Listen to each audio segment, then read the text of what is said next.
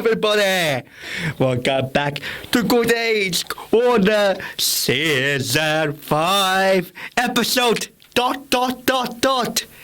You see, kids, I've been on the way for so long, I forgot which episode it is because, you know, kids, come closer, I'll tell you a secret. I'm getting old. Anyway, today's episode is the Detective Zack and the case of the missing radio star. That's right, it's time for a new story, and this is one of my newest stories I ever created, and must be one of my new favorites.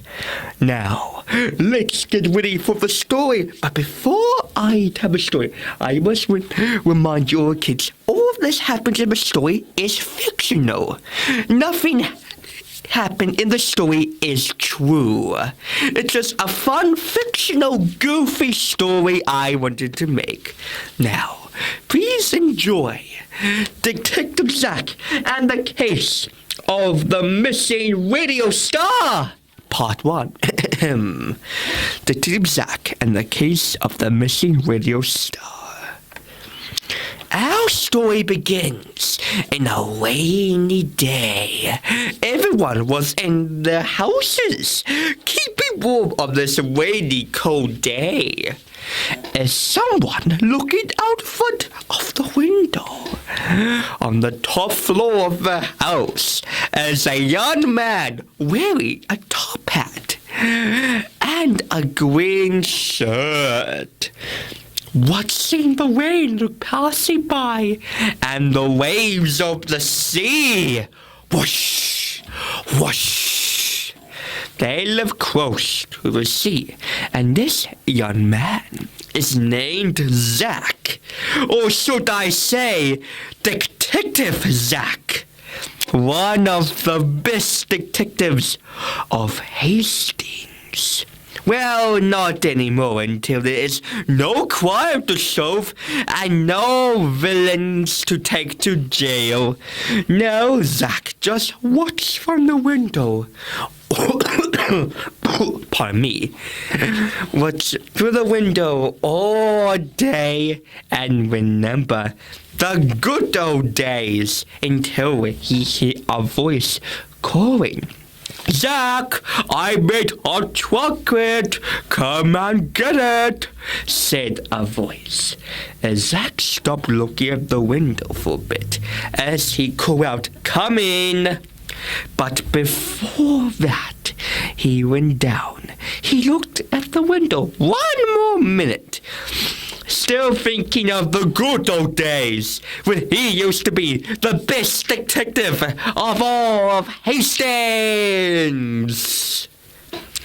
Zack came down from the top floor as he went into the main room, the office, where someone was waiting for him holding 2 cups of hot chocolate.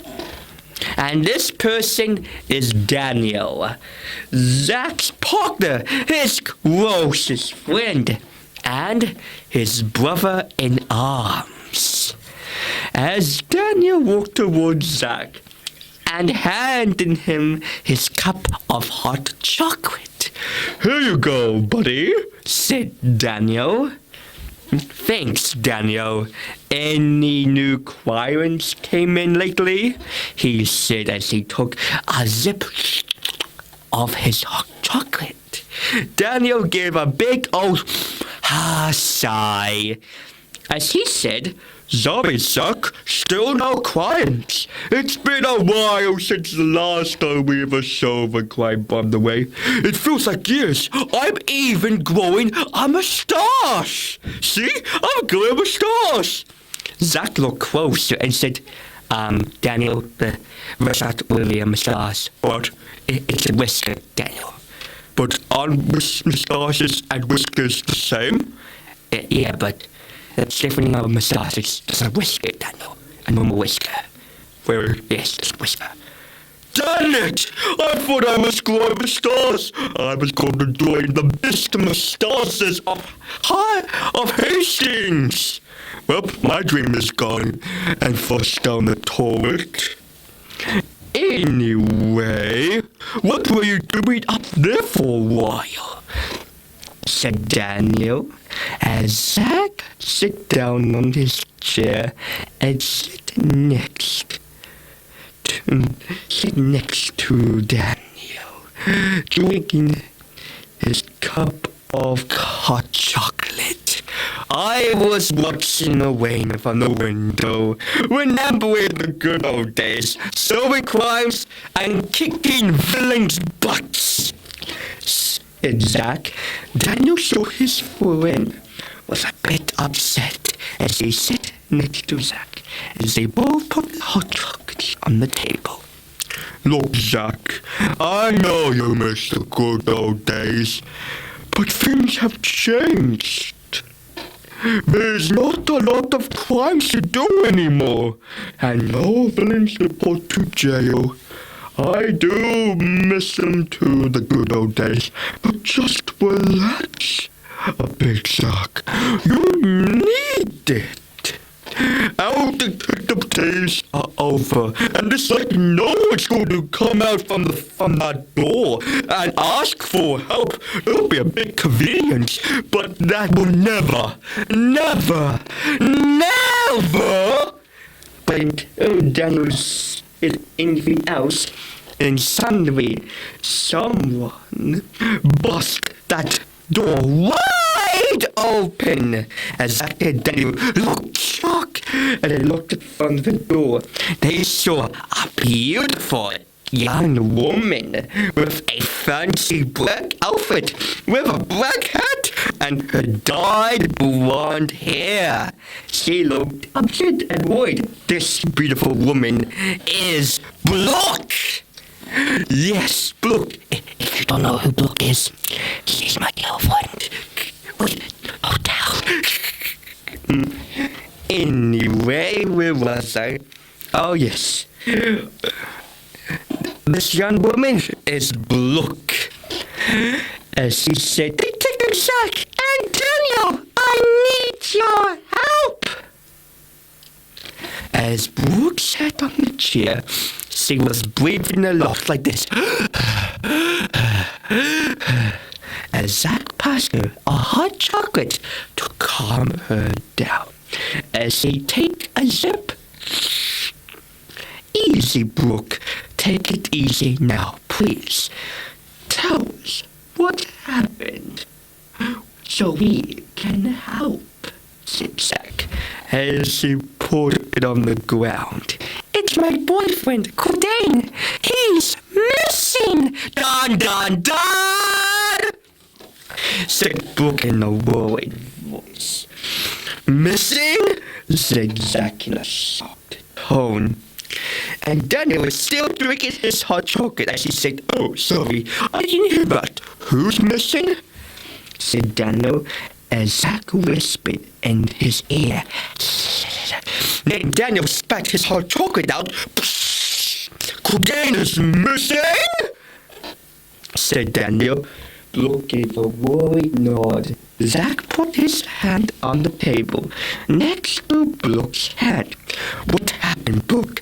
Tell us everything now. What happened to Cordain? What did he do before he went missing? Asked Zack in a serious tone. As Brooke took a deep breath, she told Zack what happened. It was 2 days ago. 2 days ago, Cordain just went to the radio he usually goes on Thursdays. But the thing is, he didn't come back. And he usually comes back around 3, said Brooke in a worried tone. As Zack started to think, what Brooke said. Then Daniel said, Hey, maybe Cordain went home early and forgot to tell you, said Daniel. But then Brooke stood up and she replied what Daniel said.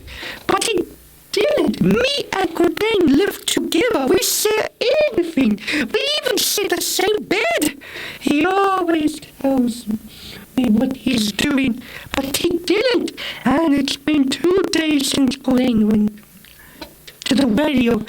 Don't you get it? My beloved boyfriend is missing, and I don't know what to do, said Brooke as tears started to come out of her eyes.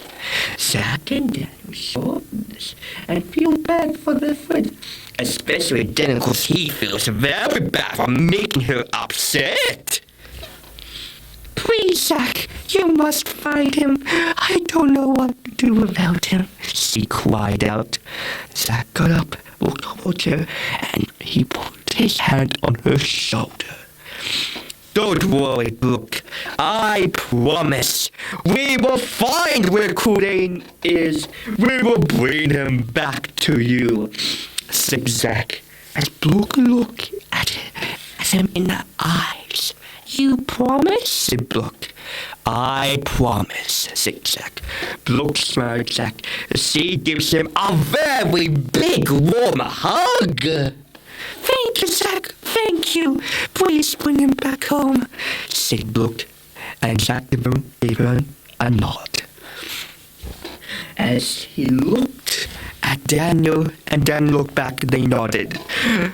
Get ready, Daniel. It looks like Detective Zack and Daniel is back in business with a new mystery. What do you just call me, Detective Daniel? Well, Detective Zack and Detective Daniel doesn't actually shoot, so I think Detective Zack and Daniel. But I'm a detective too. Yeah, true, but that's like Sherlock Holmes. They call him detective and not his friend. So yeah, sorry, Daniel. Oh, okay. Anyway, Detective car! Na na na na na! And that is the end of part 1. Don't want my friends part 2 be more excited, more silly, and maybe more references of famous movies and TV shows. And remember, kids, be careful because there could be a detective who wants to solve crimes and kick bad guys' butts. And if there's a detective, tell him what the bad guy is so he can kick the butt. And that's the moral lesson, I think. Anyway, bye!